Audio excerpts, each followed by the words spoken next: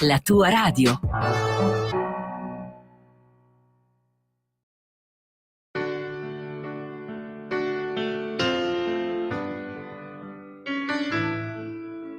Va ora in onda Liberamente, variazioni e scorribande con Giovanni Sallusti. Eccomi qua. Sono venuto a vedere lo strano effetto che fa la mia faccia e i vostri occhi e quanta gente ci sta. Buongiorno a tutti e bentornati a Liberamente, variazioni e scorribande qui su Radio Libertà. Allora la situazione è addirittura peggiore di quanto immaginavamo ieri sera, quando parlavamo dello sconfinamento fuori controllo del potere, o meglio dell'organo giudiziario, nel campo della decisione politica, soprattutto in termini di immigrazione. Sì, perché oggi a leggere lo straordinario pezzo di Luca Fazzo sul Giornale, per dirla in termini filosofici, non ci si può che incazzare di brutto, perché cosa emerge?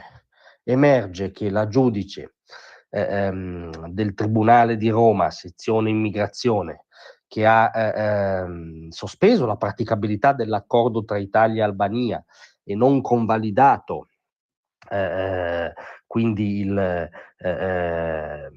fermo in Albania dei primi migranti portati con la prima nave, aveva già criticato pubblicamente il provvedimento del governo, definendolo una deportazione giuridicamente irrealizzabile, e non solo, ancora peggio, è la presidente di Magistratura Democratica, la corrente dichiaratamente di sinistra della magistratura. Tra l'altro, da quando guida lei questa corrente, l'ha spostata sempre su posizioni radicali. Per esempio, ha voluto il distacco dal correntone di Area, accusato di non essere sufficientemente di sinistra, scrive Fazzo. Ma non so se abbiamo chiaro i termini della questione.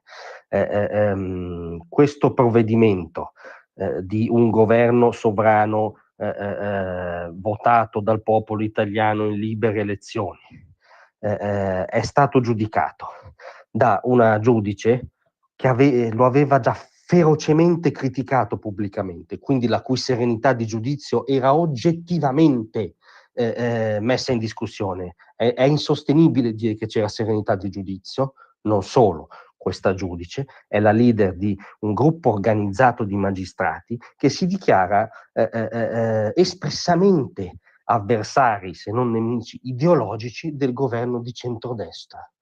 Ma in quale paese delle banane può succedere una cosa del genere?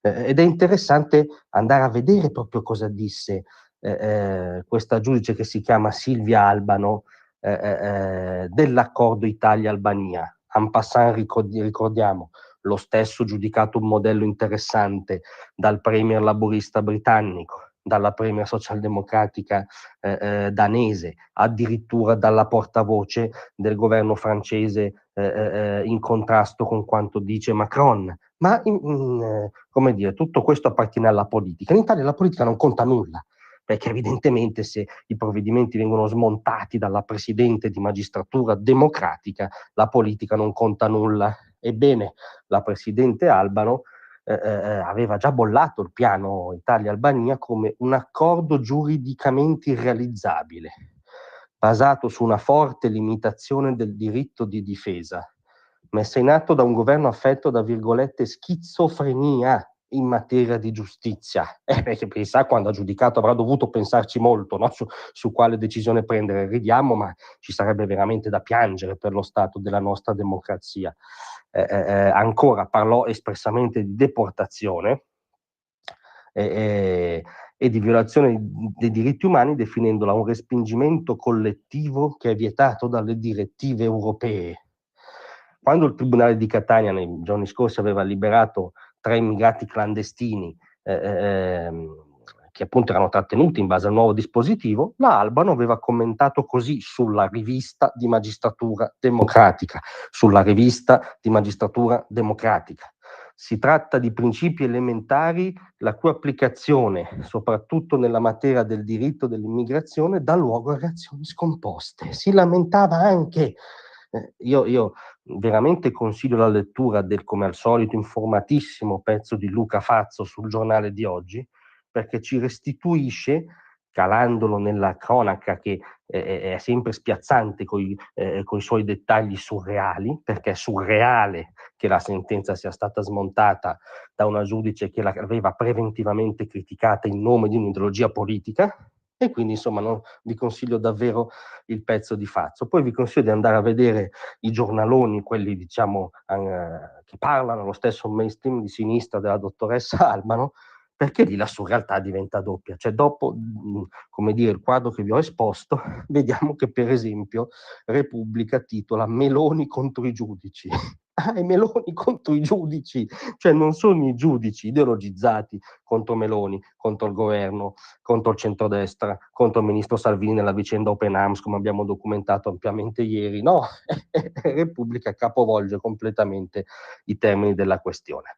In ogni caso, da oggi nessuno può neanche più far finta che in Italia ci sia una situazione normale in quanto a corretto equilibrio dei poteri, perché i provvedimenti del governo di centrodestra sono sbaraccati dalla Presidente di Magistratura Democratica ed è lo stato comatoso della democrazia.